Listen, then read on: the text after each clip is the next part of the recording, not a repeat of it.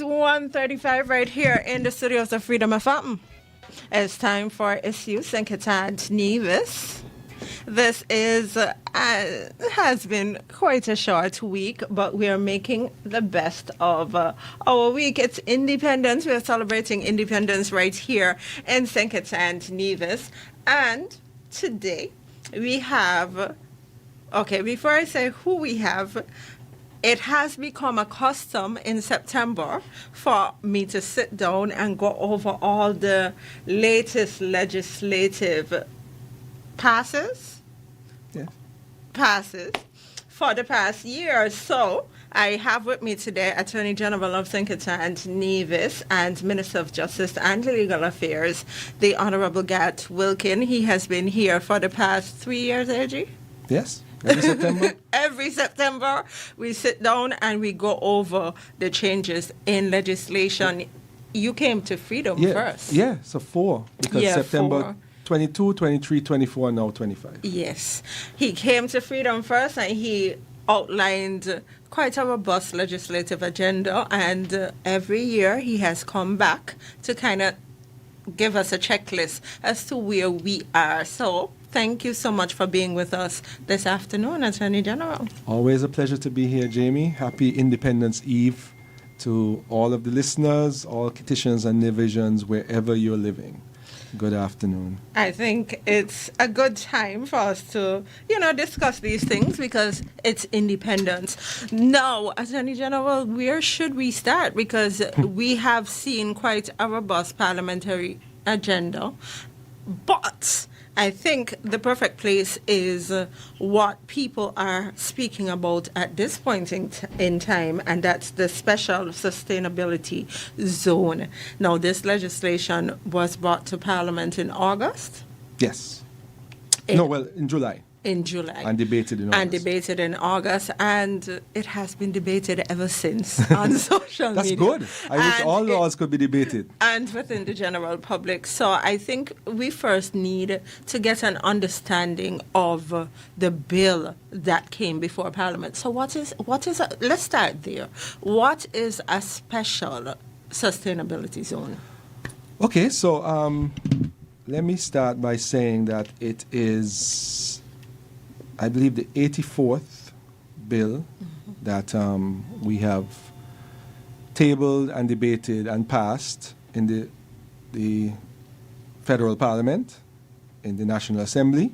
So it's the last one, so we start with the last, and we could go back to the others that have been done this year.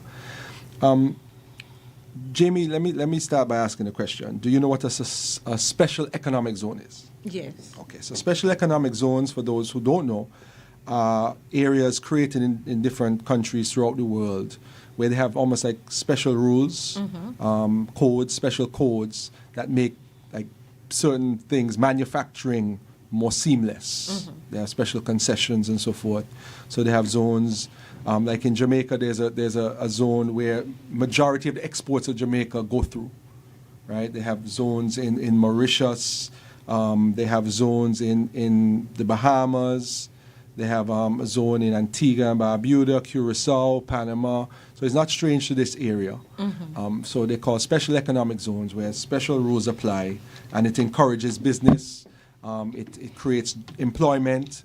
I think it's 4.5% of the GDP of Panama, for example, the special zone there. So it creates economic activity, and in a seamless way. So if you think of like sorry, Jamie, if you think about the offshore sector, for example, in Nevis, that is a sector which is a special sector which creates jobs, and they have the same in Cayman, they have the same in the British Virgin Islands, where they're not necessarily zones, but they're sectors that have special rules that apply, so you can encourage investment in your country. You create these zones, and persons come and set up their businesses and so forth in these zones, and there's economic activity, so your people can get the jobs in these zones, some of which are very high paying and so forth. So there's successful versions throughout the world. Dubai has a zone as well, actually a couple zones that have been very successful.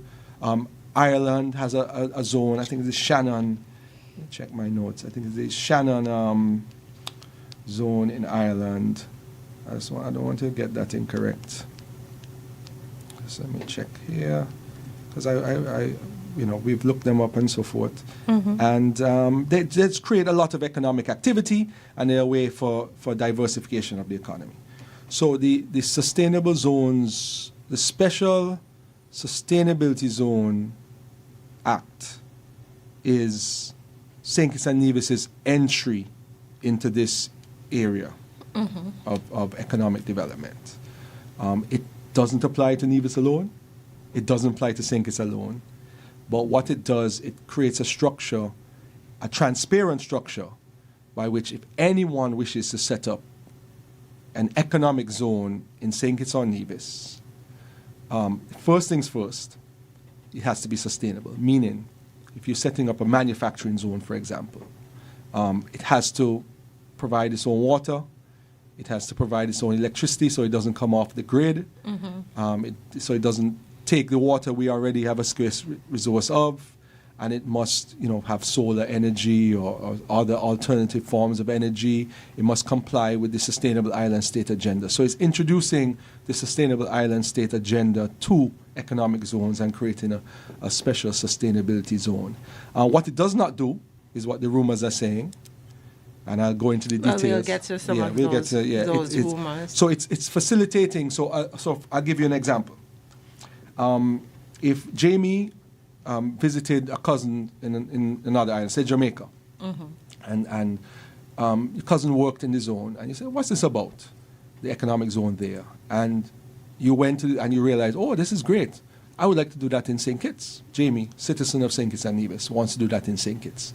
You can come back and say, "Okay, I have purchased a parcel of land, say 5 acres or so, and I want to bring that model from Jamaica here, where I will set up for special manufacturing of some sort of local product, for example, and you want a special arrangements, you want concessions, and you want some special rules or codes that can facilitate your business so that it's seamless. Say you are sending whatever you're manufacturing to another to the U.S. or to another jurisdiction, and you want a seamless port of entry process, which is still supervised by customs, but you don't have to go up to the deep water port and go through all of that. There's a streamlined special codes that apply. You can come now, under this legislation, make a proposal of a development agreement to the federal cabinet. The federal cabinet can examine it, right? See, okay, this seems good. But before any zone is created, it must become a law itself, the development agreement. So this legislation is almost preliminary. It is the parliament saying, the executive, if you're negotiating with a developer to create a economic zone with sustainability elements, you must take that, and you want any special rules or special codes involved, you must take that to parliament. So the Jamie SSZ proposal comes to the cabinet, is determined if it's beneficial. Say you're going to hire 300 people in your Jamie sustainability zone, special sustainability zone. Then it has to go to Parliament. So the Jamie Special Sustainability Zone Act bill has to go to the federal Parliament to debate it. And then I guess the debate points will be, this proposal has come, these are the special codes or rules that are to apply, that Jamie wants to apply in the zone, and let's have a debate as to whether the benefits outweigh the negatives about it. Do you agree with this process? Do you agree with the code that Jamie is proposing? You have a debate in Parliament. Everybody has an opportunity to have their say, and then you determine whether you actually agree. So Parliament ratifies the actual agreement. So Cabinet cannot. So let's deal with the first rumor. This allows some back channel, nobody knows development agreements to be signed. No. It must come to the full front. It's actually opposite. It actually requires the development agreement to come to Parliament. So let's think about it. If you have the Frigate Bay Development Corporation sold land to the developers of the Marriott to build the Marriott, right? That wasn't in Parliament. but it was a decision made by the Frigate Bay Development Corporation, a state entity, to develop their mission and vision was to develop the Frigate Bay area and create economic activity. So the developer came and said, I want to do this. The government would have they would have approached the government to ask for concessions. They got whatever concessions. Then they built. They created the Marriott. Hasn't the Marriott been a good thing for St. Kitts and Nevis? Good. This now takes it a step further. If there is a proposal for a special sustainability zone in St. Kitts, it has to go to Parliament to be debated so the people know what every single term, from the recitals at the top to the which law applies to the bottom, that whole development agreement goes into the public realm. There is debate, consultation, and it's determined whether this is the right path. So the act itself has the potential of creating economic zones which can help diversify the economy of the Federation. That is the fundamental point of this whole thing. I know it has been turned into a monster, but if you go into the nitty-gritty and the actual words, it's unfortunate. The words, and this was gazetted it went to Parliament in August 11th. It was gazetted, as is normally the case. Actually, sometimes laws are gazetted even quicker than, I think it was the 21st it was gazetted. I think it has it here. 1 second. Sorry, it was gazetted on the 25th. So that's 14 days by my math. 14 plus 14 plus 11. Yeah. 2 weeks. Sometimes bills are gazetted a week. Sometimes even less. So it's this notion that it was some sort of. So you are of the view that it's nothing controversial. The Special Sustainability Zones Authorization Act is not controversial, in my view. But a development might be.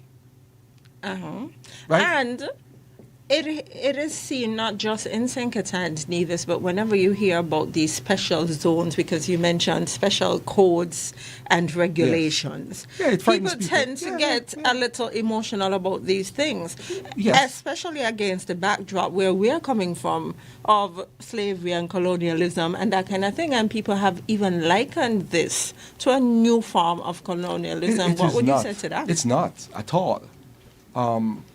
Okay, so there are people who think that you should not have hotels in St. Kitts and Nevis. There are people that think that. Yes. There are people who don't like that there's foreign direct investment. There are people who don't like tourism because of the optics. Yes, but are the taximen, do they have that view? The ones who make a living from tourism? Clearly not. Okay, so let's go to the fundamentals of it. We are a small island in the Caribbean. We don't have oil.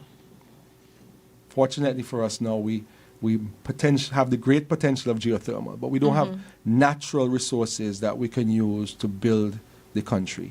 We were a sugar-dependent country for many years. We sold sugar, and then that ended, and then we went into citizenship by investment and tourism, big, right? Citizenship by investment has changed. There's going to be a new regulator soon. The whole industry has changed for all of the persons who have it throughout the world. It's changed. It's different now, right? Tourism is getting bigger. We're advancing tourism. But there'll always be people, as you say, against tourism. There were people against citizenship by investment, but citizenship by investment has been our lifeline there are people still against citizenship by investment. about 20 years now. So some people are still against it. But it's been around for 41 years.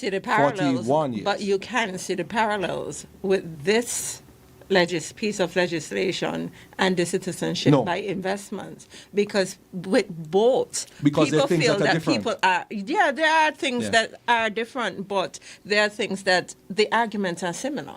Because people feel like people are descending on our small island, and they'll create sort of societies within our society. Well, no, okay, that's another thing, though. This does not do that. This does not create. There's one society in St. Kitts and Nevis. And the legislation itself says any development agreement, so it has to deal with sustainability, has to create mandatory, it has to create it has to promote sustainable development, coexist with nature. It must provide long-term economic opportunities, create permanent employment, attract foreign and domestic investment, generate revenue, etc., etc., etc. But the legislation actually says any development agreement must specifically acknowledge the sovereignty of St. Kitts and Nevis. It must acknowledge. So they're not going to have, while there are unique codes Yes. and regulations, we won't see any codes that go against our legislations here, the Constitution, for example. Of course, the Constitution is... So the rights of the people of St. Kitts and Nevis will remain intact. Yes, yes. And so that it specifically says that. I just want to get this section, JB. So when people are looking at it, they can listen to what I say and also read to confirm. So that is section 6... Sorry, no, it's...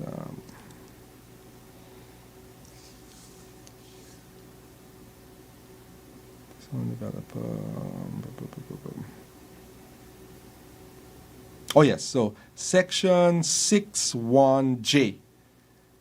Express acknowledgement that foreign affairs, military defense, citizenship and residency, jurisdiction of the courts, and any obligation, right, or responsibility not transferable to any other person or entity under the Constitution must be expressly confirmed in the development. So there's no question. There's no question as to sovereignty. Okay. And the thing is, I wasn't there for the debates because I was at the UN, because I sit as vice chair on the committee, UN committee that is drafting the new international tax cooperation. So I was there, but I had in my earpiece in one ear, so I was doing two things at the same time, listening to debate. And there was a long debate. Multiple persons spoke about the bill. So it wasn't as if it was one of those debates where, you know, it's a fait accompli. People spoke on the bill. So there was a lot of input and as to what it could be, the benefits it could have for St. Kitts and Nevis, right? The jobs, not just menial jobs, because some people are pitching it as, oh, there'll only be gardeners and maids. No. I mean, a special zone is actually creates high-paying jobs. That's the point. Because the examples I gave, some of them have high levels of the GDP of the countries that have these zones. In Jamaica, for example, I give Jamaica because it's one of those in the region, that 70% of Jamaica's exports now originate in their special economic zone. In another jurisdiction, I saw they had in one jurisdiction, I saw they had 2,500 new jobs that were created with the economic zone. I understand that it's new, right? And there are questions. That's fine. Nothing is wrong with that. But the legislation speaks for itself. Somebody's saying that it's vague. It is vague because the Authorization Act. It's not it doesn't create a zone, right? It's the preliminary saying if somebody's going to propose. So for the zone to be created, as you pointed out before, you will have to go to Parliament, and that's where the specifics will come in. So in the example I gave you, the Jamie SSZ bill 2027 would have to go to Parliament for debate. And this is a protection so that if there are zones proposed, there's executive oversight and then there is parliamentary oversight. And everybody knows and sees the development agreement. And then everybody can have the debate in the public whether this is good or not. What I think has happened is there's been a preliminary debate as to the potential when the legislation actually says, when persons say, I'll give you some examples, when persons say we're giving up our sovereignty, our sovereignty is explicitly preserved in the legislation. When persons say that this is a land grab, the legislation actually says that the developer must prove that they either have purchased land, have leased land, or have entered into agreements to purchase or lease the land that they propose for the zone to be in. Right? But, AG, this is before it reaches to the level of Parliament. Now, would there be any government interference, for lack of a better terminology, but will the government assist in acquiring land No. for any This developer. act does not give any authority. We are seeing the conversation as it relates to forced acquisition of land. Okay, let me right? explain how that works. Okay, good. This act does not, I want to make it clear, this act does not give the government the right to acquire land for a zone. Does not. It actually says the opposite. If you come with a zone, show us you have the property already, or if you lease the property, right? The only way land can be acquired is by way of the, the acquisition ordinance in Nevis for the NIA and the federal acquisition Land Acquisition Act in St. Kitts. The Constitution gives persons a right to their property. A person does not have to be forced to sell property. The right of acquisition that is preserved for the state, it's called eminent domain in some other countries, is reserved for when there's a public need. So, for example, the typical case of a land acquisition is there's a road that needs to be widened. Yes.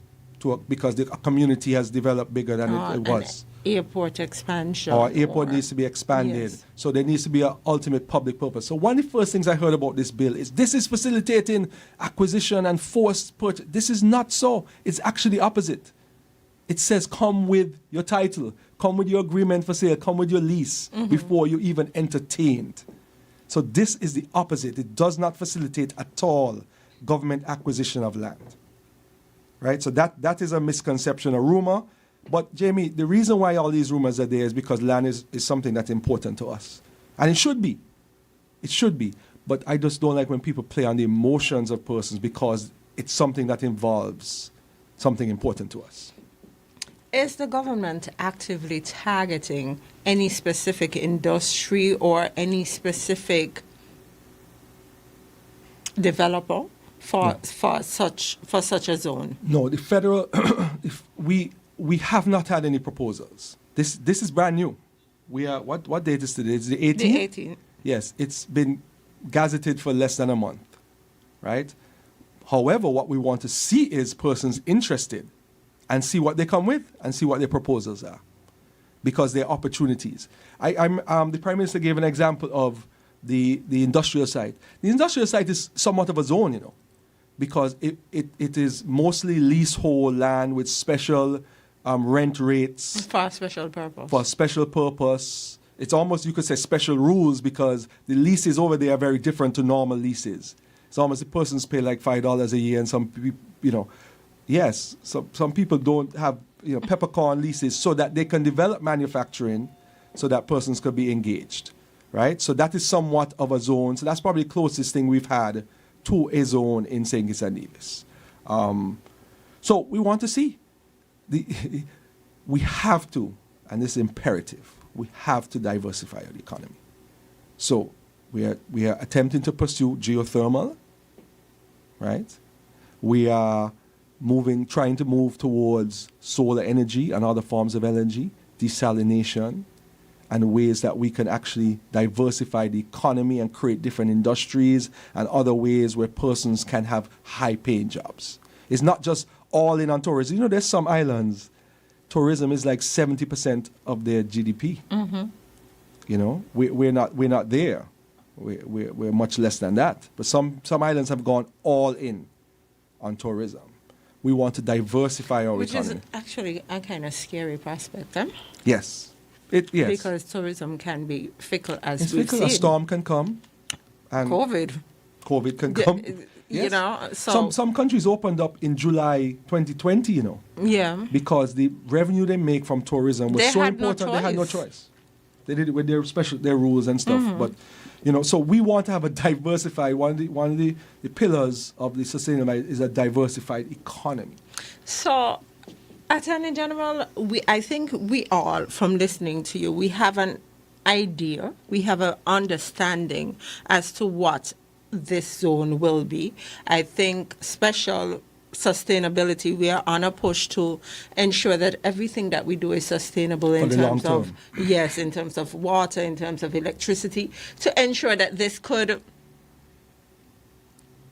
operate within the resources that we have here. And not so that's take our resources. exactly Because we already have difficulties with those things. Imagine a manufacturing zone that requires 10 gigawatts. And I listened to, it's strange that you said that, because I was listening to the BBC this morning, and, there was this lot of conversation about Trump and the New Deal with the UK, and the push towards AI and how much energy that will take, right? So all of these things we have to bear in mind, because the energy has to come from somewhere. Yes. Right? So we have an understanding of that.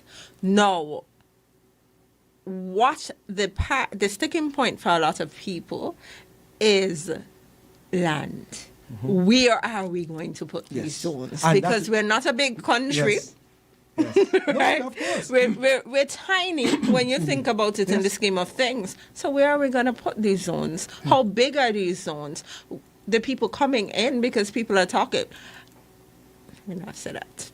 But people are talking about people coming in to help to build this new workforce.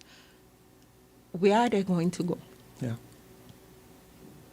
Well, when a proposal comes, you I mean, one of your roles in government as the executive and parliament as well is to weigh pros and cons of things. I mean, everyday life, everybody has to weigh pros and cons of things. But I don't think we're in the point. I see people, desperation. This is a desperate. No, this is a potential diversification of the economy. Right, but yes, it's a concern. So you're not gonna,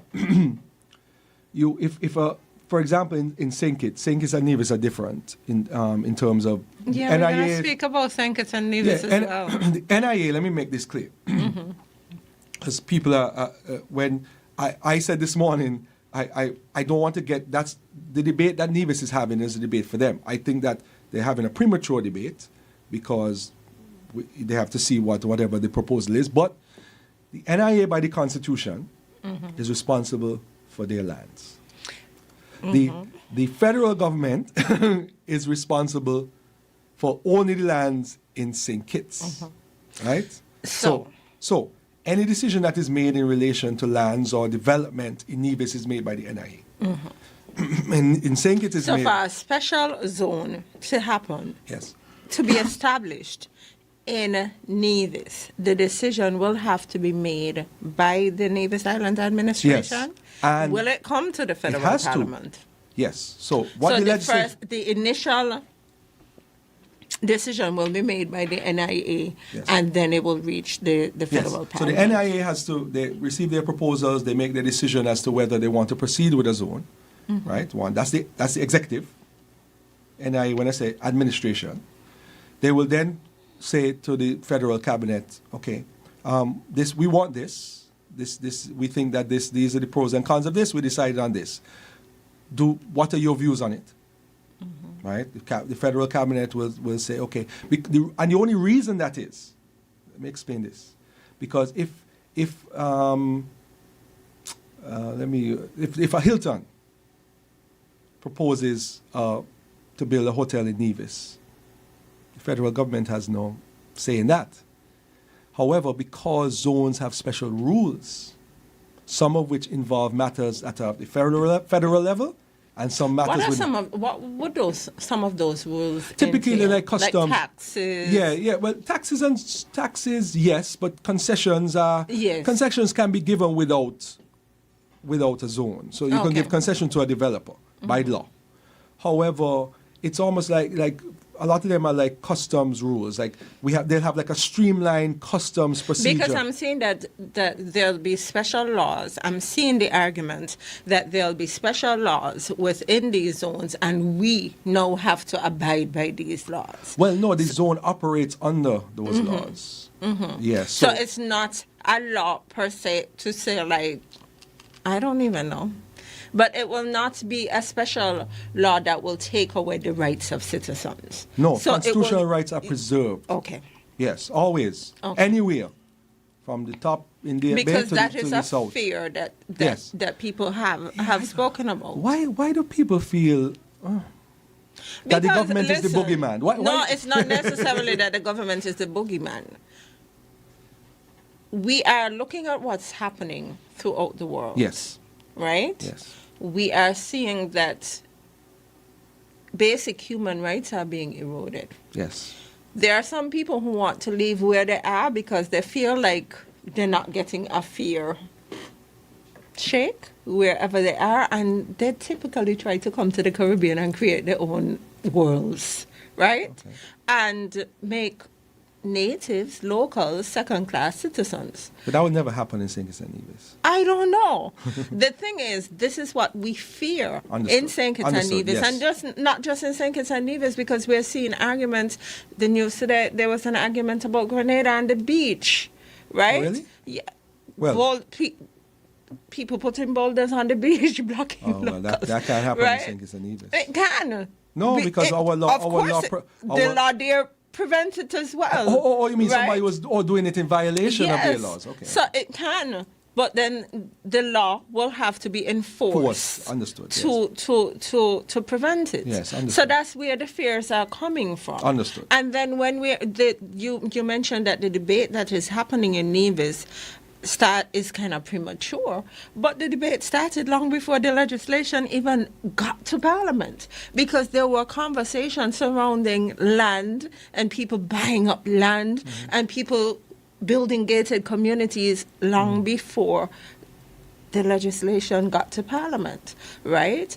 So you spoke about Nevis, and you spoke about how a zone will be created or established in Nevis. What people want to know, though, is did this bill come before Parliament because of a need in Nevis? No. It is part of the economic diversification of the Federation. And it's been made a Nevis thing, but it's a federal act. So nobody in Nevis brought the idea to the federal cabinet and decided, and Somebody in Nevis? no official in Nevis brought the No, no, no, no. to This the is a- federal cabinet no. and kind of forced your hands to bring it to No. Parliament. Force hands?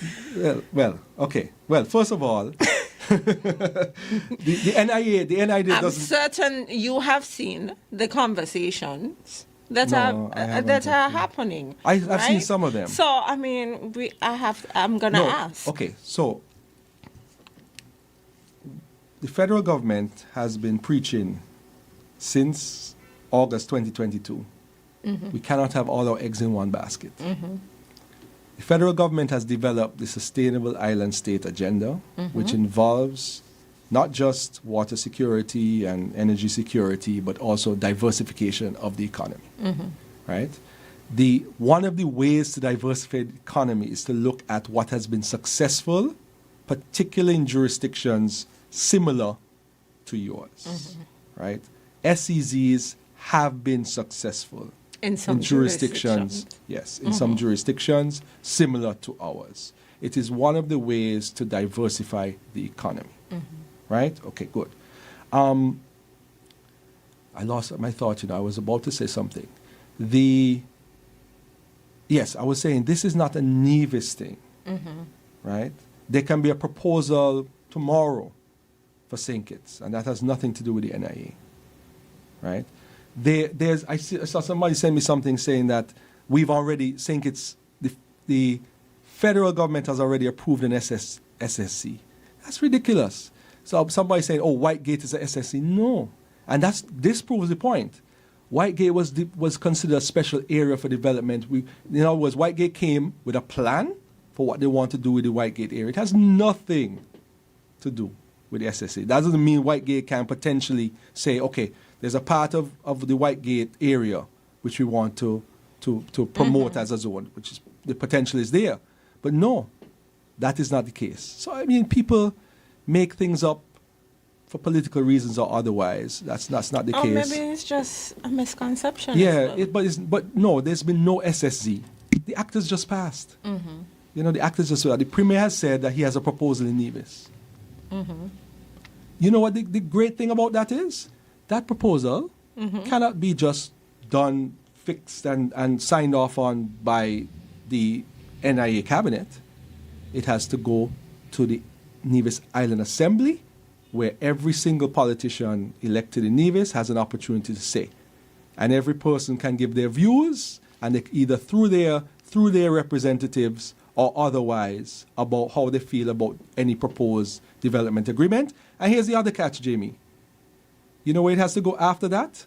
To the federal parliament, where another group of people can give their views to their MPs to then debate it in the federal parliament. And then if it goes through both of those mechanisms, then it could potentially become a zone.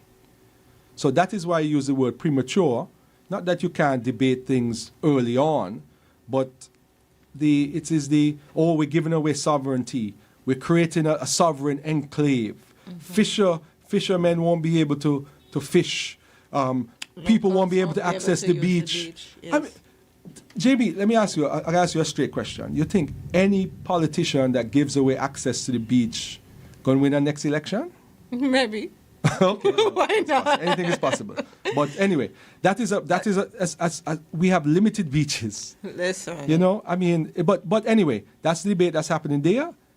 That, as I've said, and I maintain it. You have to understand how a constitution works. There are some matters that Nevis has exclusive jurisdiction over. Land use is one of them. So when I say that is a debate for Nevis and Nevisians, it's because the Constitution says that is a debate for Nevis and Nevisians. Right? And that's a debate they can rightfully have. That's how societies are built. You have people with different views.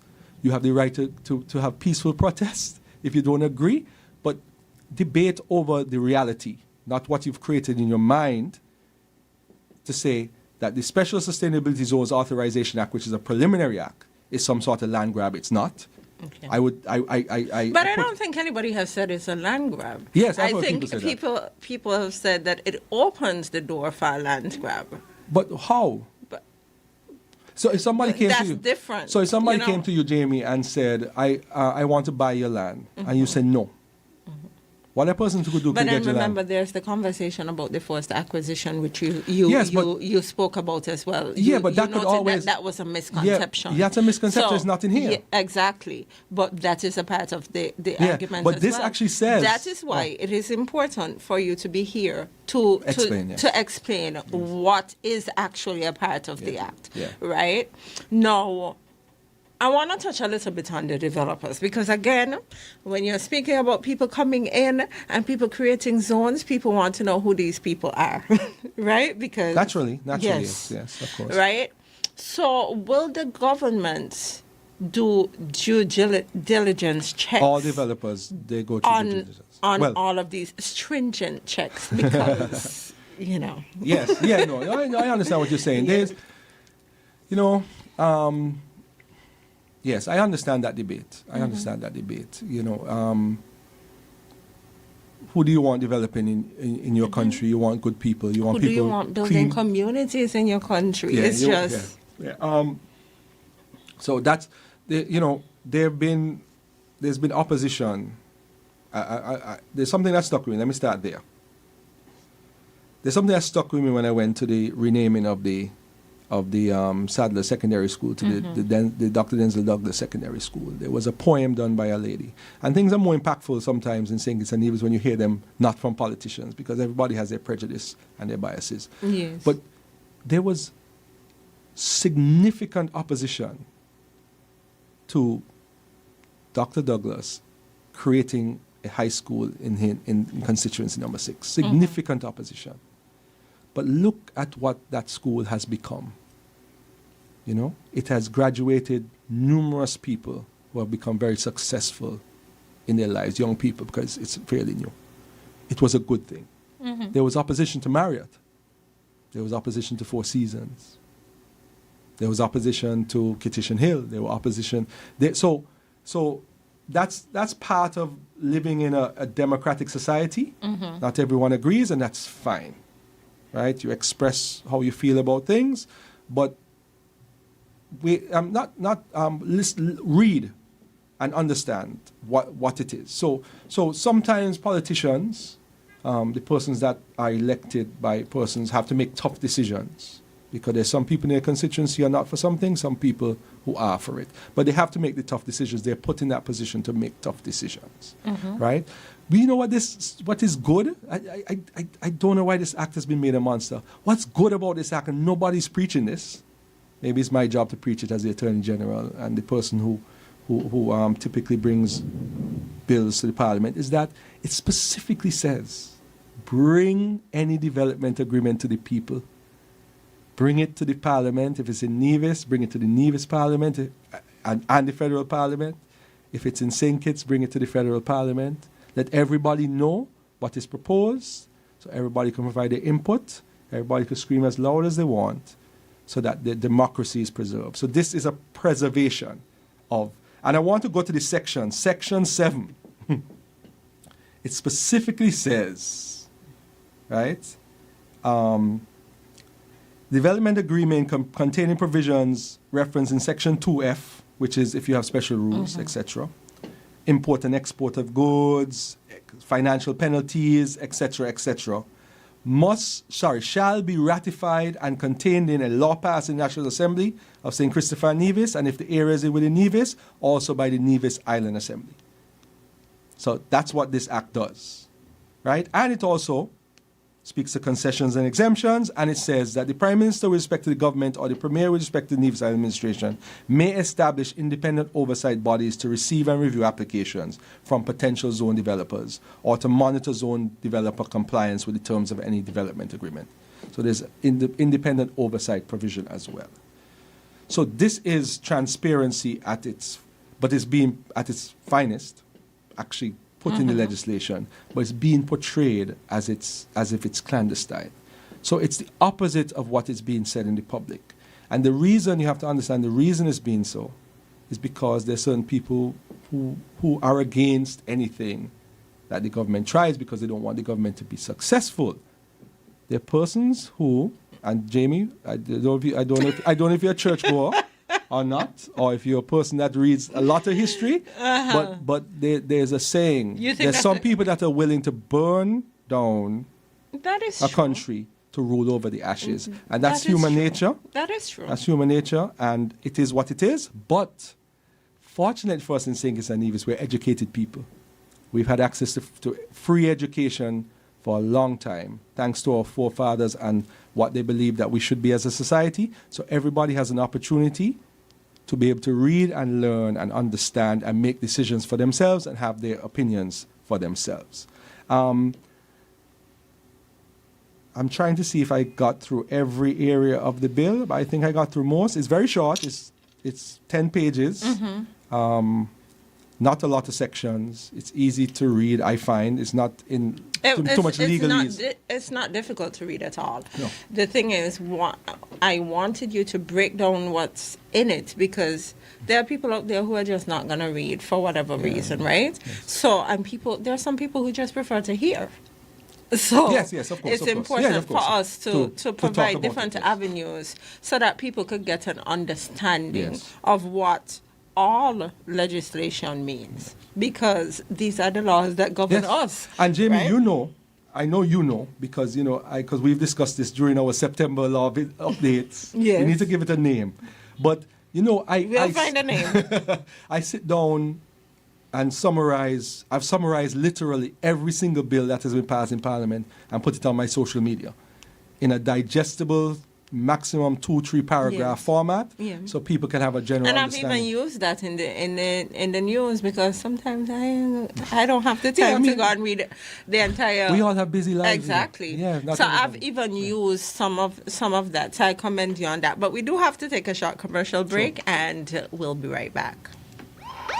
Don't throw those bottles away. Turn them into money today. Vitamalt bottles equal cash in your pocket. It's super easy. Just take those empty Vitamalt bottles to any Cara Brewery distribution truck or any drinks depot in St. Kitts and Nevis. We're keeping our beautiful Twin Island paradise clean. Vitamalt bottles equal cash back. Keep it clean, keep it green. Vitamalt bottle returns. Your bottles, your cash, your island.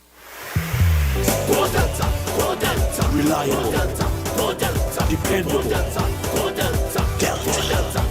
If you live here in St. Kitts and your tank on E, there's only one place that you should be. Maybe driving in Nevis and you need some fuel. Go straight to Delta. Don't be a fool. Get your cooking gas fast. All petroleum needs ULSD.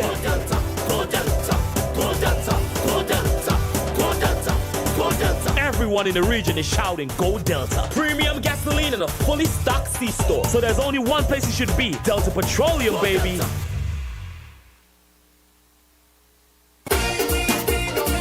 From the pitch to the palm of your hand, Betcade Sports brings to you iGaming, the ultimate dual gaming experience. Sports and iGaming in one powerful platform, live and legal. Tap your screen, place a bet, spin the reels, cash out fast. No delays, pure excitement.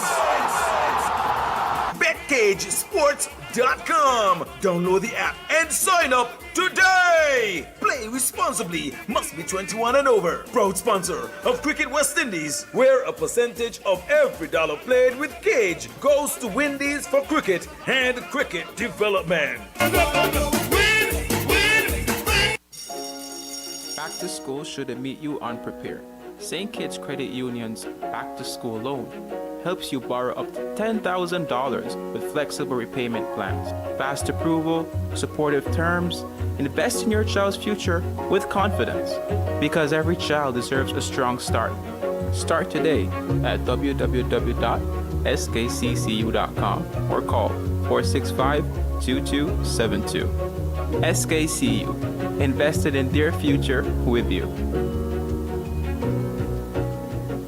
Hey, Webmaster here. I stay connected to Freedom with the Freedom SKN app. Simply search for the Freedom app in the Android's Play Store or the Apple's App Store and download it. Enjoy world-class radio at its best, anytime, anywhere. Become a Freedom apper today.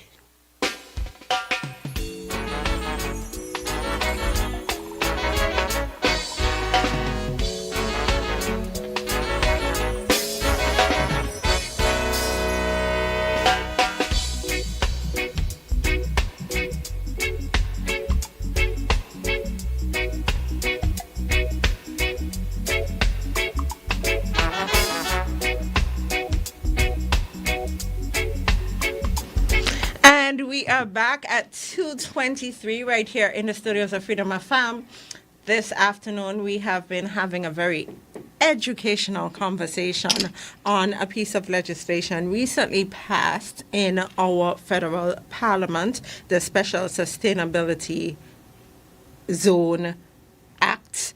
Authorization Act, and Attorney General of St. Kitts and Nevis, Gat Wilkin, he has done a very good job about breaking down the bill. We are now joined by a surprise guest. We have Prime Minister of St. Kitts and Nevis, Dr. Terence Drew, the Honorable Dr. Terence Drew, here with us. Welcome, Prime Minister. Thank you for having me, Jamie. It's a pleasure. Yes. It's a pleasure. The doors of freedom are always open. To all. And to you as Thank well. You. So Yes. thank you for joining us on this very important topic. Now, the AG and I, we usually sit down in September. Yes. And we go over all the legislation for the past year, and we speak about the legislative agenda for the upcoming year. Now, Attorney General, I don't think we'll be able to do that today because... Yes, especially the Prime Minister is here. Exactly. So, Prime Minister Drew, now, you have been quite vocal about this legislation. You have said that it is nothing for us, it's nothing controversial. Not at all. Why do you think that this piece of legislation is gaining so much interest from the general public? So, first of all, Jamie, let me thank you and thank Freedom FM for this medium to allow me to communicate with our people on this level. And I want to thank the Attorney General, who is right here next to me, for having gone through this bill with you and clarifying all of the misinformation and misconceptions that might be out there. And in addition to that, really educating our people on it. I want to say that I welcome when our people would ask questions and, seek clarification. That is all part of the democratic process and part of what we are seeking to do in making sure that we remain transparent and people must have access to information. So I wanted to set that, as my basis for what I would say after, which is, for example, with respect to what you asked me and this particular bill, well, it's now in law, because it was passed in Parliament. The Attorney General has set up a mechanism that we might, of all the bills we have passed, and they're probably over 150, record number in the period of time, what he seeks to do is to make sure that the bill is first laid before the Parliament and not passed in the same sitting unless it's a very critical matter that has to be done. I think the Attorney General probably did it once, and he acknowledged that that is not how he's going to do it. And he makes sure that the bill is first laid before Parliament, and then after that the debate comes after. And that is to give our people the opportunity to see the bill. He even puts it on his Facebook page so they can see the proposed legislation and they can have their input on it. We welcome the input. That is why we do it like that. Then it comes to Parliament in the second reading, and during that time is when we pass it into law after a full debate. So our people have multiple opportunities to see it, to talk about it, to make the input on it. And even after it is passed, it has to be gazetted. And the gazette is such a way that if you want a copy of the bill, you can go and get a copy of the bill that is available to our people. And now we are seeking, and maybe we have done it, but we want to put the gazetted legislation on a particular website. I think it's already AG? Yes, the IT is finalizing it. Right. Official Gazettes Act. Official Gazette Act, so that we can use the electronic medium to really officially share these bills and legislations with our people. That is taking it to the next level. So you can sit home on your cell phone and your computer and go to the bill and read and so forth. And it's an official copy. You don't have to necessarily come in town and get a copy of it. But I said to all of our people, right now, you can go and get a copy of this bill. And where can they go, AG? To the printry. They can go to the printry. Or SKNS. Or SKNS. SKNS is right here in Bastia. At government headquarters. You can go and request a copy of the bill, or you can go to the printry. And the printry right now is up at the Koi building. It will be back in Bastia very soon because the building is almost finished. So I want to say to our people, you want a copy of what we call the Special Sustainability Zones Authorization Act 2025 that is already gazetted and it's available to all of our people. Why do I say that, Jamie? Because I have been listening and people have been sending stuff to me, and there are those who are deliberately distorting the information and they never refer to the bill. Because if they were to refer to this piece of legislation, most of what they are saying to distort the truth will be debunked just by reading it. Some of the stuff that they're talking about, for example, this bill allows the government to take people's land. This bill does not authorize that. As a matter of fact, this bill is against that. You just can't go and take people's land. That is against our Constitution. This bill has to respect our Constitution, and it respects the Constitution as it is, or this piece of legislation, rather, is already passed. And therefore, I want to say to our people to take the opportunity to read and not allow people to hoodwink them with misinformation and false information, because there are a lot of genuine people out there who are now wondering if this bill is going to allow the government to take people's land and give it over to investors and so forth. That is far from the truth. There is nothing in here that speaks to that at all. And therefore, I want to immediately debunk that. The other thing that people are saying is that this will help people to set up a zone that is sovereign, which means it has its own laws, is an independent country, so to speak. A country within a country. A country within a country. As a matter of fact, before this is passed, this has to, from the St. Kitts' end, because this is not just about what's happening in Nevis. This is giving us an opportunity to establish an economic zone to really help to boost in foreign investment and boost our economy. Lots of countries have them, but we make sure that we put legislation in place to protect our sovereignty and that these zones will never, ever violate that. When I made my presentation in Parliament, I made that point very clear, that our sovereignty can never be threatened by any of these zones. Let's say you have a development in St. Kitts that's going to be established as a zone. It has to come to Cabinet. Cabinet has to approve it. Then from Cabinet, it has to go to Parliament. And in Parliament, it has to be fully debated before it is passed into law.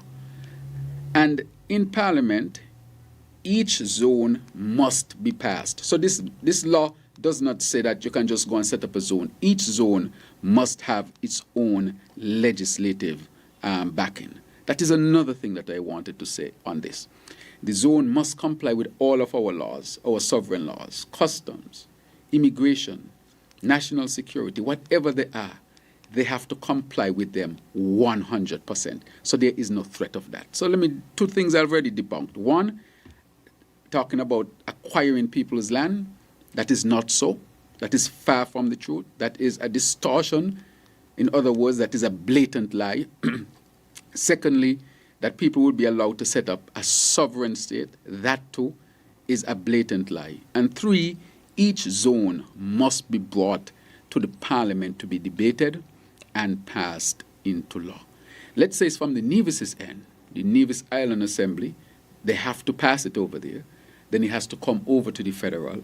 And all of the checks and balances to make sure that it stays within the confinement of the law. And there is no violation of our Constitution. All those things must be met before it is passed into law.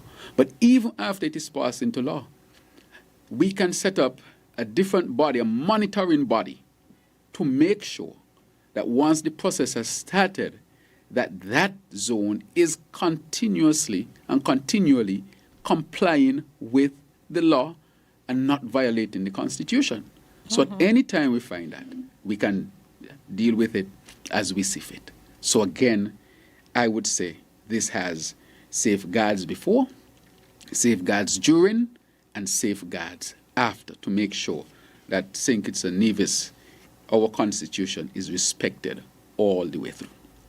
There will be no separate police force. There will be no separate. We are the only ones. No separate immigration, no separate customs. We are the ones who control these things. We are the ones who control our borders. Nobody can violate those things. And so I want to say that if anybody were to read this bill, this law rather, this piece of legislation, they would recognize very quickly that this is very tight on making sure that our sovereignty is protected. And when it comes to land, no government within this space can do, well, in St. Kitts, they cannot do a land grab. And based on how this is set up, I have no jurisdiction over the land in Nevis. Let me say that at the onset, because of how our Constitution is set up. How our Constitution is set up. Let's say you have a minister from Nevis in the federal government, and they can actually be minister of lands, so they can have access to control the lands in St. Kitts and Nevis. In the Constitution, because there is no St. Kitts in the Constitution, there is never an instance where a Kittitian who runs in St. Kitts can then become, go over to Nevis and control Nevis land. You have to run in the Nevis Island Assembly, be a member of the Island Assembly to be able to be a minister on Nevis to control Nevis's land. So there is a bit of discrepancy and a disadvantage to Kittitians when it comes to that. That is one of the flaws, I will always say, of the Constitution. That is why I'm saying that we also need to have constitutional, to some extent, start this serious conversation about the Constitution. Because when I said to people, I have no jurisdiction over the land in Nevis, some of them can't believe. I am the Prime Minister, but this is one of the things that the Prime Minister cannot intervene in when it comes to Nevis, and that is their land. I say about immigration, national security, customs, fire and so forth, with national security and its apparatus, right? So therefore, but this law says, let's say Nevis wants to set up a zone, it has to be passed in the Nevis Island Assembly. Then it comes over to the federal to be passed here in St. Kitts and Nevis. I mean, here in the, well, when I say St. Kitts and Nevis, the federal government. And then, only then, it can move forward. Even after that, there's a monitoring team that is put together. And what does the legislation call it? It's section 9. It's called Independent Oversight Bodies. Yeah. Independent oversight bodies. So for an independent oversight body for a development in Nevis, Yeah. that body will be, who Premier. would have that oversight? The Premier. Premier. The Premier, yes. Okay. Now, Prime Minister, I want to talk a little bit. I wanted to speak a little bit about the economic potential Yes. of this zone. Yes. Because the Attorney General alluded to various industries and Yes. that sort of thing. So what do you foresee? Well, based on the initial calculations we can have, this can have an impact on the GDP, almost leading to 1.5 to 2 times the GDP that we presently have. It's taking St. Kitts and Nevis to the next level because of the significant investments that would be made to redound to the benefits of our people here in both St. Kitts and Nevis. That is the type of tremendous economic impact that it can have. But of course, the first, when the Attorney General and all of us discussed it, that he said, this law must protect the sovereignty. There cannot be any question of that. There cannot be any land grab. So I think, even though I cannot intervene in Nevis, what I'm hearing is that, of course, the land is private land and is privately sold, as you know. PM, can I jump in? Yes. Section 5(1)(d) says the zone develop, and this is conditions precedent to a development agreement. The zone developer shall provide evidence of ownership or lease of, or agreement to purchase or lease the real property comprising the area. So you see what the condition precedent is? Show that you have the land. Show that you've agreed to lease the land. Yes. So this is it's actually the total opposite of acquisition. And I did ask you about government intervening and trying to assist developers in acquiring that No, you land. have to come with your land. No, we can't do that because the government must never be seen to be forcing anybody to do other things other than what they want to do with their land. And so we're not going to intervene there. And that is basically what we are saying. And so in a sense, this gives even stronger protection to landowners. And so we want to debunk the idea that if you have a piece of land anywhere, that the government is going to come to force you to give it over to an investor. Now, there's a part of our laws that speaks about eminent domain. Yes. Eminent domain is a law where if the government needs to acquire a piece of property for the overall good of the country.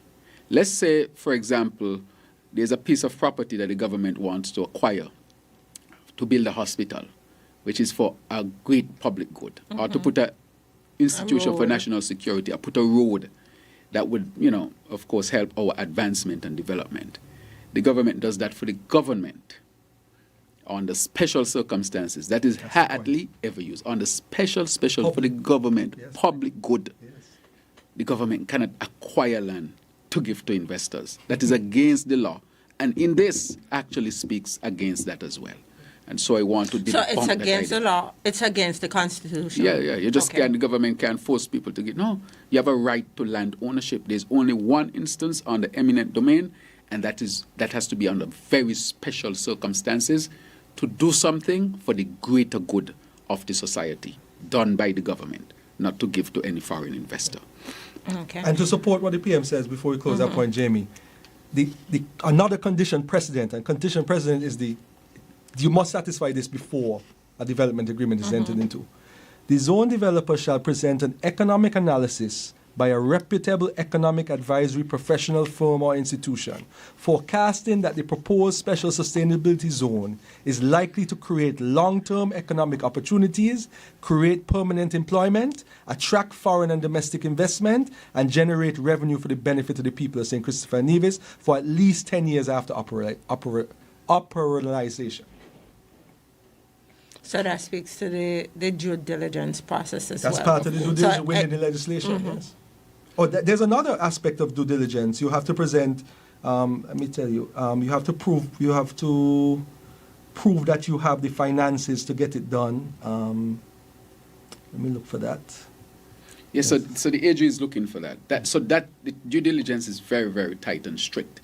And it's continuous due diligence. You cannot come and present it to get in, and then after you think you can just do as you like. No, you can't bait and switch. You have to carry out exactly what you said. Yes. Because when we put that monitoring team that the AG just spoke about from the legislation, that is to make sure that whatever you say you would do, that you are actually doing and can't depart from it. Otherwise, you lose that status as this zone would give you. So I found it. Yes. C, Okay. the zone developer shall demonstrate that it has or has organized the capability, financial and technical capacity, and other qualifications needed to develop and operate this special sustainability zone. So that's part of the due diligence that you refer to. So in other words, somebody just can't come and say, I have a great idea. Show your reputable economic firm data. Reputable economic firm. So you're talking about serious firms. So And you're show coming with your money. you come with Because your money. that's another aspect. Yeah, you're coming Yes. with your money. It says Because people are doing to you go have to the show, Caribbean without demonstrate funding. you have your financial You have to and demonstrate. technical capacity. Yes. So not just the money, Uh-huh. because some people with money don't have the technical capacity to get something done. Okay. So you're coming prepared. So the guardrails and safeguards, Yes. same thing, Okay. are strong, and they're actually legislated. It's not a policy, legislation, and that's why I said this is a preliminary act. This is where the guardrails are. Sovereignty issues, no. Protected in the legislation. You must come with your land already leased or agreement to lease and own. So no land grab, no state acquisition, anything. You must have the money and the technical capacity. You must build whatever team you need to prove that you can get this done. And those are the independent oversight body. It's a guardrail legislation. Maybe that's what we should say, PM. Yes, it's a It's really guardrail. the because it's preliminary. No zone is created by this act. Right, none. And each zone has to be rooted in law and has to go to the parliament. So this is not a blanket type of thing where you say, oh, it's passed now, so I can set up here. No. Each person have to go through all these vigorous checks, and then that has to still come to parliament for parliament to pass it into law. And then after that, the independent oversight bodies will make sure that they're doing what they have to do to ensure that whatever you said you would have invested and how you would have conducted yourself, that those things are abided by. There's another part here, even the application in Nevis. The application of St. Kitts go through one process. The application of Nevis has to come through the Nevis process as well. And so we are making sure that we protect. That is why I said, Jamie, a lot of the things I'm hearing is people deliberately misinforming the public and blatantly, to say it frankly, lying. And at no point when I see the points they're making, are they posting what the legislation says. Because if they put what the legislation says and they put this out there, it will be quickly seen that what they're saying is not true. And therefore, I stand by the legislation because we made sure, as the AG said, the guardrails were put in place to protect our sovereignty, to protect our land and everything that we have. So let's say somebody comes in and they want to do this type of thing. The Constitution and the laws still give us the opportunity to deal with it, so they can't get away with it, neither before, during, nor after. So we have multiple levels of checking and continuous checking. I want to reinforce that point. Let me say from the Labour Party's standpoint, this party is the party that brought land ownership to the people of St. Kitts especially, when we acquired the land back during the time of statehood. We believe in land ownership. St. Kitts people used to be landless.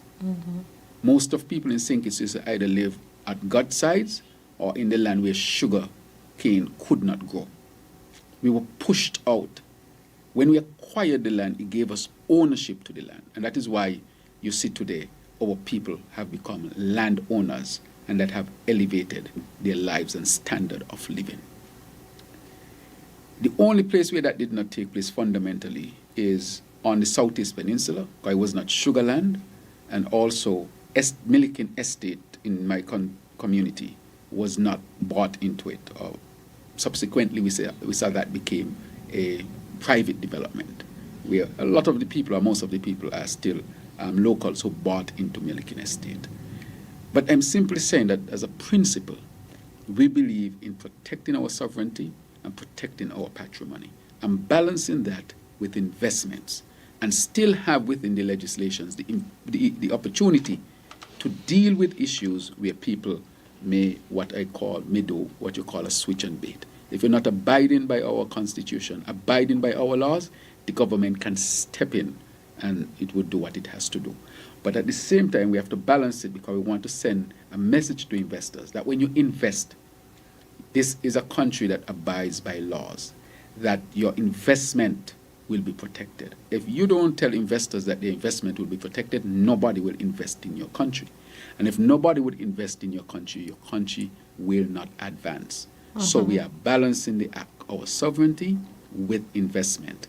And this is one of the ways we think we can do it. And where there are opportunities that people might think they have to violate, we will also oversee and make sure that that is not done. So I welcome the feedback from our people. I welcome the discussion. Let me say something, Jamie. I'm going to order my office to print this.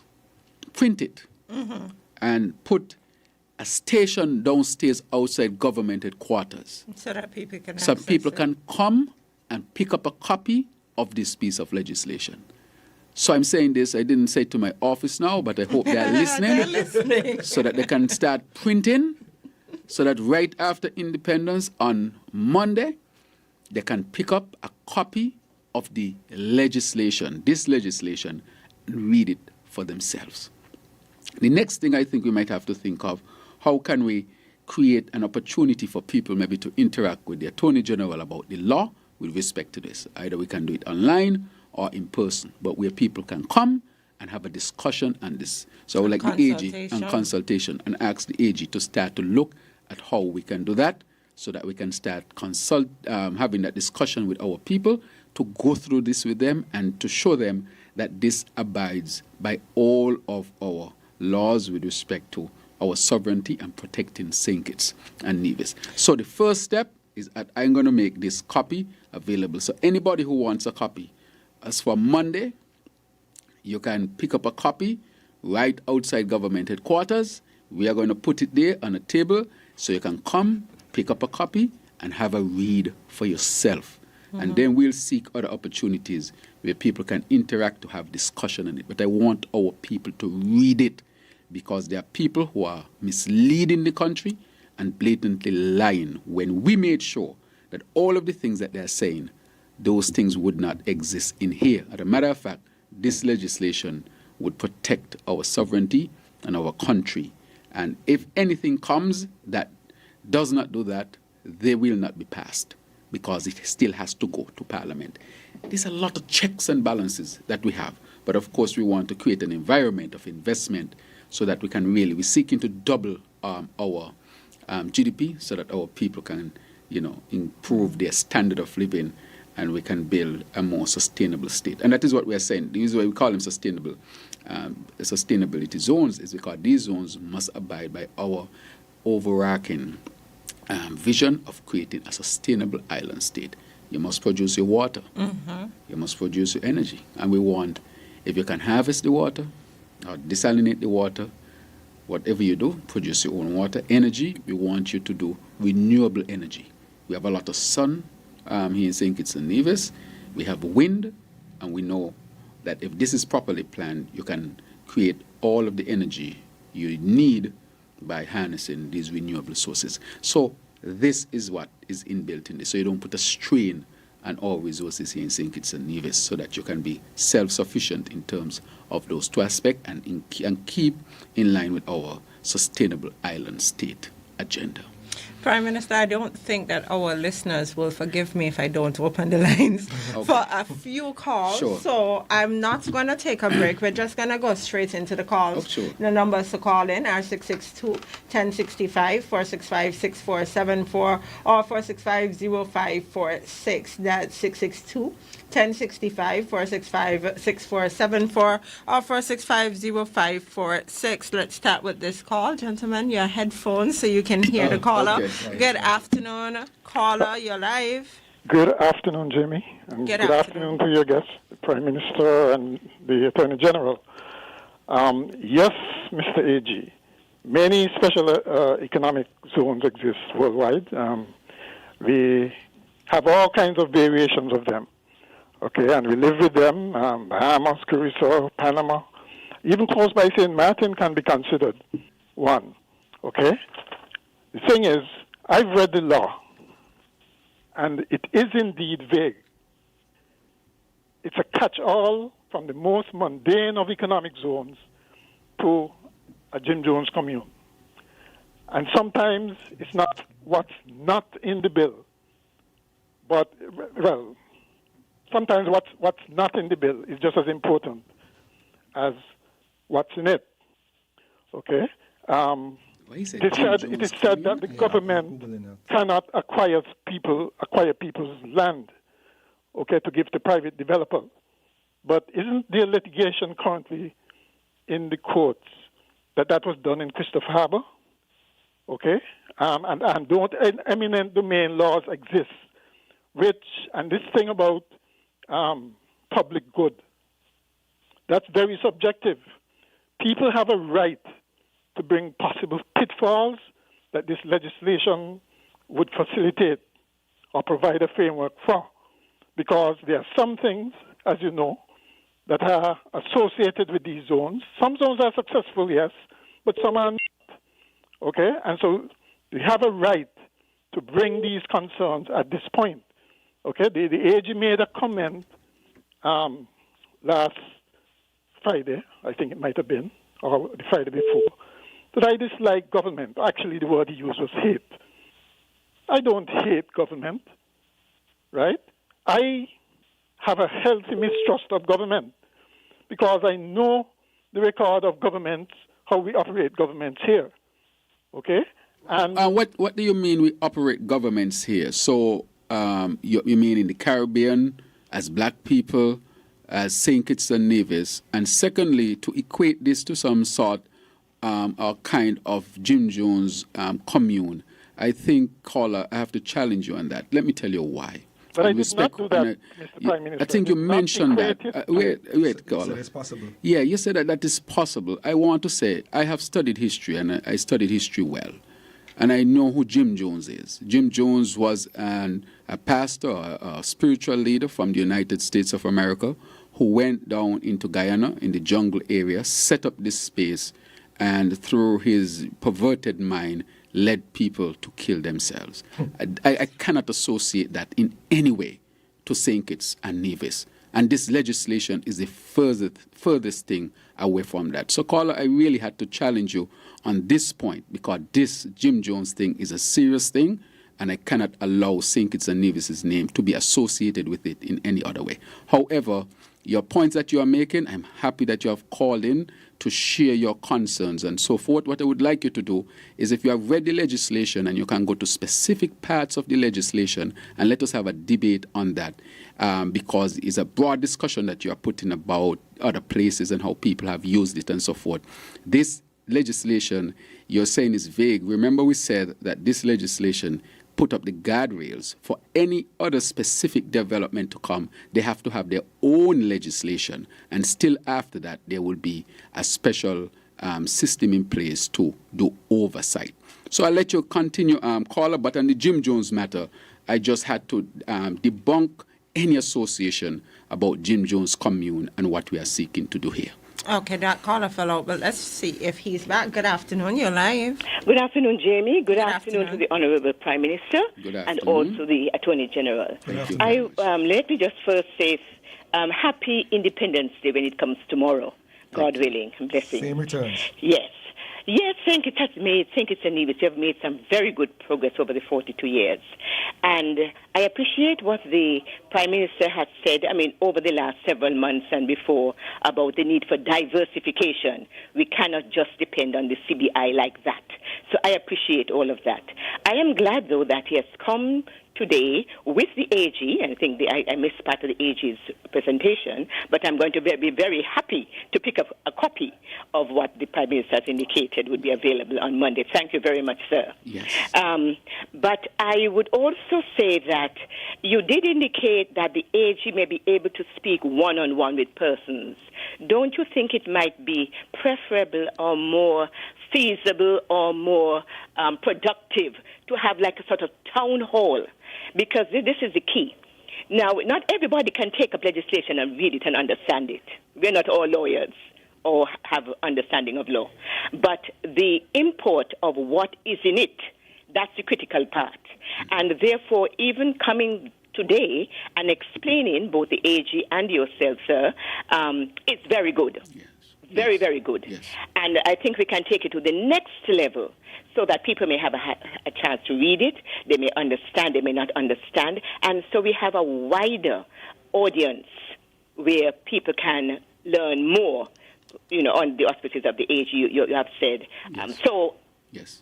Blessings and have a good day. But a town hall would be good. Thank you very much. Thank you. Thank you very much, caller. I want to take, AG, that caller's suggestion on board.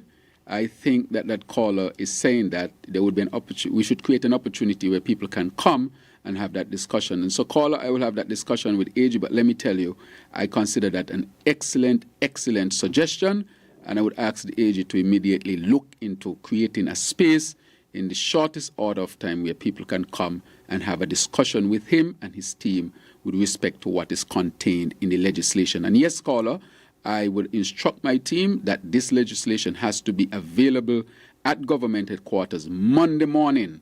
And I will tell them, please don't let it pass 9 o'clock. Make sure the legislation is there before 9 o'clock Monday morning so that people can pass and pick up a copy so that they can read for themselves. And I will ask the AG if he can put it online. I know he normally puts these things on his Facebook page.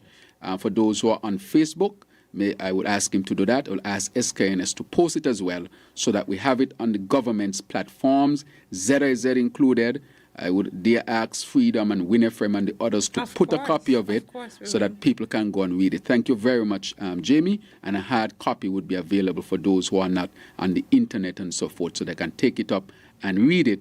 And then we create a forum where people can have that opportunity. And she said a town hall or a setting like that where the public can come and be able to ask direct questions of the AG and others in government, and to make sure that all of their questions are answered. Thank you very much, caller, for that excellent suggestion. And PM, I have good news in that front. I actually am scheduled to go to Nevis on Tuesday to meet with the Evangelical Society. Okay. Not on this. We have an agenda, but I've engaged with the president of the association who has some questions about various things. So I'll be there at 10 o'clock on Tuesday morning in Nevis to answer any questions the church has. Because, Jamie, I'm all about educating and people understanding what we're doing. It's very important that people understand what is happening in governance. Definitely. Absolutely important. Gentlemen, can we take one more call? Go ahead. Sure. Because we are almost out of time. Good afternoon. You're live. Greetings to you, Nana. Greetings. Greetings to your honorable guest. Greetings. Okay, we want to endorse that song about the town hall meeting. More and more, man. Just no leg of that. Right. Keep the communicative vibes with the people. A flame is very vital. Yes. No, drop it. Thank you. The other thing is today's the 18th. Today's the 18th. We are on the eve of the anniversary of the Federation of the independence of the Federation of St. Kitts. And we say, and we want to echo it, that certain activities, we should put them on hold because we need to clean up the place. We still tolerate the littering all over the lands of duty. And we shouldn't be doing that. See, we just had to hold it away and call it treat got around. You won't like to see the things in them will come down in the water. I mean, when we're going to take a step to set zero tolerance to dropping a piece of sweet paper on the road, sticking on the road, or dropping a piece of bubble gum out. When we're going to do that? Government, administration come and go and this nastiness continues here. We will just walk and clean up after nastiness. Wasting energy, wasting money, wasting everything. And all we can do is implement, we could just legislation, policies, implement them and make this thing stop. Why are we pussyfoot with this thing? Why? Blessed love. Blessed love, caller. Thank you so much, caller. Let me answer the caller, because the caller has called him multiple times about people littering. And I want to take the caller and, take his call on a different level today. He's saying that there should be some level of enforcement when it comes to the law to tell people not to litter. I will have further conversations with the Ministry of Health. As a matter of fact, caller, we bought a vehicle in the Ministry of Health. And the person who is responsible for keeping St. Kitts and Nevis clean has a vehicle just to make sure that he or she can move around and ensure that the drains are clean, the place is clean. But I also would like to really support you in saying that the people must take responsibility for keeping St. Kitts and Nevis clean as well. And so I want to make an appeal to our people. Please let us stop the littering. And we'll see what we have to enforce to send a strong message, because St. Kitts and Nevis has the potential to be an even cleaner country. And when the place is clean, you enjoy it. It's good for the mental health. It's good for the physical health. It's good for the economic health. Tourists like to see a clean place. Our people want to see a clean place. A clean place prevents diseases. Less cockroaches, less rats, less opportunities to transmit diseases that these rodents and insects transmit. And therefore, I want to call on our people very strongly today. Please, let us do our best as a people to keep our country clean. But we might have to take it to the next level, because it seems like all of these mechanisms being put in place, that they're not being adhered to. So maybe strong legislative backing or enforcement of laws where people will pay more penalties for littering might have an impact. But I ask our people, please be encouraged to keep your surroundings and country clean. Okay. Gentlemen, we are out of time, but it's always a pleasure to have you here. At this point in time, I'll invite you to present your closing remarks. Yes, Jamie. As I always say, we are a very strong democracy. We are a strong democracy because people are able to express their views openly, and everyone doesn't have to agree. But I ask our people, when we are debating, let us have informed debates, and I do my best to ensure that every single piece of legislation, the Prime Minister said 150, he means acts and regulations is 150, which, I don't normally call that figure, but regulations are almost sometimes as intense to draft as the legislation. But I take my time to be able to summarize all of them so our people understand what is happening in the federal parliament. So when persons are saying that they don't know, they really are just not going to look out for it. So I encourage our people to look out for it. You can go on my social media pages. Every single legislation, I have to do this one still, but a month hasn't passed yet. Every single piece of legislation is summarized, and I will make sure that I summarize this one. And I have taken the directive from my boss, the Honorable Prime Minister, that we'll arrange a town hall, possibly in both islands, to discuss this bill and inform the people. That is our duty as public servants, and I want to wish everyone a happy Independence Eve and happy independence when it comes. And just to say that today is Patriotic Day. That is why the Prime Minister has on what he has on, and I have on Your colors. I have on my colors, our national football team's jersey. I had on my jacket, but the rain wet it when I was coming up. Here soaked. So I just want everyone to have a wonderful Independence weekend. Be safe and be good. Okay, Prime Minister. Yes, let me thank you once again, Jamie, and of course thank the AG for always making himself available to discuss the laws of the country with our people. There are some things that I must say that I picked up this afternoon. I don't have all the answers to everything. And I've listened to those, and those who call in, all of them are older than me. And I think my grandmother has taught me well, my mother, my family, that I should really listen to elders. There might be something in there you can extract. So let me tell you what I extract today. I'm sorry that the first caller who called in didn't get back on. I know I challenged him on the Jim Jones matter, but I wanted to highlight that because not much young people might know what Jim Jones is. But I'm a student of history and I studied very well the Jim Jones matter, especially from a psychological, psychoanalytical standpoint as part of my whole studies. So I understand that, and that is why I don't even want that to be associated with anything in St. Kitts and Nevis. There's something about Jim Jones commune, and that is why I challenged the caller, but respectfully so. But I wanted to engage the caller on the other things so that we could have gone through specific things in the law, because he's saying the law is vague, and he read it. So that is where I wanted to have a deeper discussion, especially in the presence of the AG, so that we can have that in-depth discussion, because the caller is obviously a well-educated person, and it would be good to have such an excellent conversation with him on the depths of the law. Because the law is not as vague as purported, and if it's vague, I would like to know where.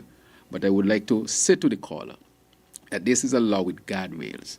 Any zone to be set up still has to be passed from the St. Kitts perspective, in the National Assembly, from the Nevis perspective, in the Nevis Island Assembly, and then the Federal Assembly. And that law would have its own, would deal with the specifics of a specific zone. So this is an overarching law, but the specific law comes with the specific zone. So you just can't go set up a zone. That still has to be in legislation. So we have a second level of protection. So I sorry we did not get back the caller to continue the discussion and the deep discussion that I saw that he wanted to have. What I also want to say is that ignorance is one of the biggest, and let me not use the word ignorance because here it can have a negative, negative connotation. Yeah, it just means not having the information. Let me put it there. And if your citizens don't have enough information, and there are those out there who would use that fact to rile them up based on falsehoods, that in itself is a threat to democracy. And so to deal with that, the last caller I think who called in, who spoke about the cleanliness of the country, he touched on a point. He said the town hall meeting, he said don't drop that. The communication, don't drop that. I take that very, very seriously. And so we now have to look and see how we can put a mechanism in place to make sure we have that direct and more frequent conversation with our people. So I want to thank the caller for making that suggestion. That is a serious suggestion that I must take on board. And that was also made by the second caller, who said that she will definitely pick up a copy on Monday. And I'm saying to my office, please start copying today. And there are requests for them to be in Nevis as Yes, well, in the federal office. And at the federal office in Nevis. So I got messages. Yes, and we need a copy of the bill at the federal office in Nevis. And so what I will actually do, because this has given me an idea, any law that is passed, it becomes easier for our people to pick up a hard copy, but we'll also make them available in soft copy as well for all of our people. So the second caller who called and made that suggestion, I want to say to that caller that we take that on board, in sense that she's saying that there should be a town hall meeting and where the AG can, of course, go through the law and discuss the law with our people. I would say lastly, Jamie, that this, of course, we needed to come here and discuss it, because when I listened to what was saying, exactly what is being said is exactly what this piece of legislation seeks to avoid. All this thing about sovereignty and who is in charge and taking away land. This bill protects people's land. This bill does not allow the government to capture anybody's land to give to investors. Investors have to go through strict due diligence. Our sovereignty is totally maintained. Our constitution cannot be violated. And even after this is in place, if you violate it, the oversight committee will bring that information and we will go back to the House and make sure that we dismantle anything that violates our law. But we are simply saying that this is the guardrails, and the specific comes when a specific application for a type of zone is made, and then a law is used to govern that. So the caller who said it's a bit vague, it's not vague, it's overarching, and the specificity comes based on the zone that is to come. And to say that St. Kitts go through the federal parliament and Nevis go through the Nevis Island administration or the Nevis Island Parliament, Nevis Island Assembly, and then it comes to the Federal Assembly for it to be passed into law with a full and open debate in Parliament. And to say to all of our people, continue the discussions, ask your questions. You have a right to ask questions, and we should be in a position to supply the answers. That is how a democracy works. But we will not allow people to distort information, to rile up people on falsehoods and use our people for their own political gain. Again, I would like to point out that the lands in Nevis are not under my purview. The Constitution says clearly that I cannot intervene when it comes to the land matters in Nevis. So I want to separate that, of course, but there's a mechanism in Nevis to get access to this piece of legislation in terms of setting up a zone. And to lastly say to our people, happy independence. Tomorrow we are having the parade at the park, and we encourage our people to come out and to witness it. We have a number of special guests from different countries and so forth who are here to celebrate our independence with us. And as we celebrate our independence, please be assured that your sovereignty is well guarded and well protected. We are here to serve at your behest, and we will continue to serve you with transparency and openness.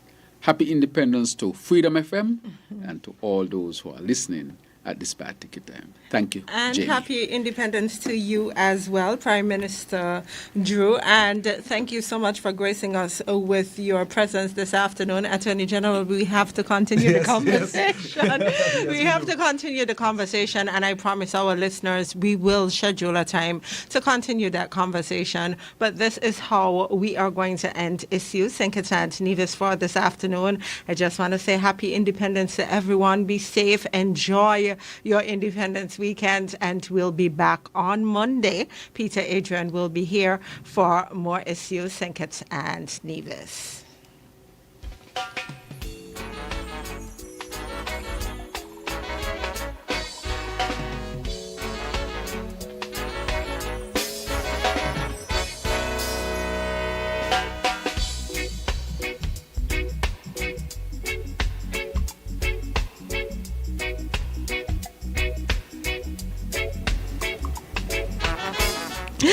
And we are going to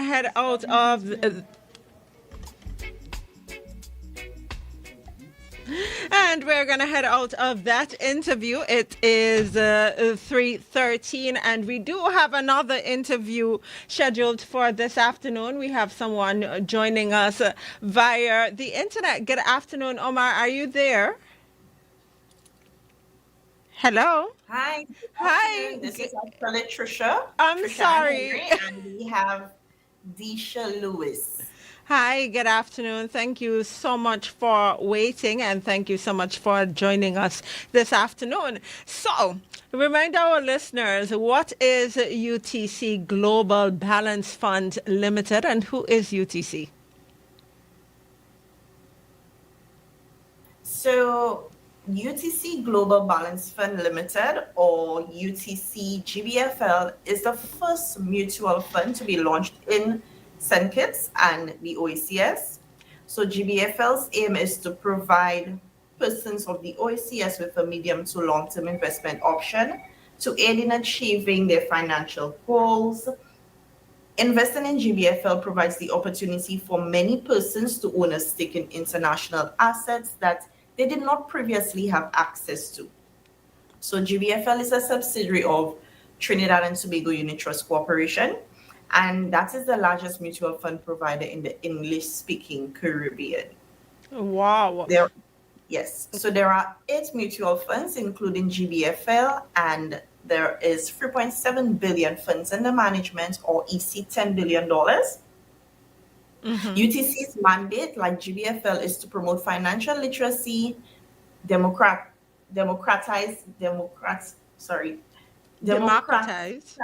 investing, and aid to build of intergenerational wealth. So with GBFL, individuals can open an account with as little as 100 US or EC 272 to start the investment journey. Okay, so you recently launched in St. Kitts and Nevis on July 10th, to be exact. So what brings you back so soon? Yes, so we recently launched on July 10th, and we are back in St. Kitts because we are the platinum sponsor of the 2025 OECS Credit Union Summits, being held right here in St. Kitts from the 24th to the 28th of September. And our credit unions play a pivotal role in the lives of their members and in the development of our economies. So we are indeed excited to be part of this summit once again. While in St. Kitts, UTC, GBFL will continue with the work we started in July to enhance financial literacy within the community with a public seminar on personal finance and investing in the UTC GBFL, and that will be held on September 23rd at the conference room of the Chamber of Industry and Commerce. Additionally, we will be visiting 2 secondary schools to deliver financial literacy sessions aimed at empowering students to understand the significance of saving, investing, and taking control of their financial future. So persons can register on our website, which is utcgbfl.com, but it's also an open event, so you are able to, if you aren't able to register, you could still come over to the chamber on the 23rd. Okay, fantastic. So what is a mutual fund? So a mutual fund is a financial vehicle that pools the funds of a number of individuals and institutions, and these funds are invested in securities such as bonds, stocks, and money market instruments. The pooling of the resources in a mutual fund, it creates that scale, in turn provides access to a wide range of assets that may not be accessible to most. And there are various types of mutual funds, including money market funds, growth funds, income funds, but UTC GBFL is a balanced fund. What are the benefits of investing in a mutual fund, and why are mutual funds ideal investments for most? So investing in a mutual fund features a number of benefits, which includes professional management. You have affordability, steady returns over the medium to long term, and you have liquidity. So mutual funds are an ideal investment for medium to long term financial goals. These goals include property acquisition, development, retirement, education, and wealth building. What types of assets does GBFL invest in? So GBFL is a balanced fund, which means we invest in a combination of stocks, bonds, and short-term money market instruments. Stocks include shares of some of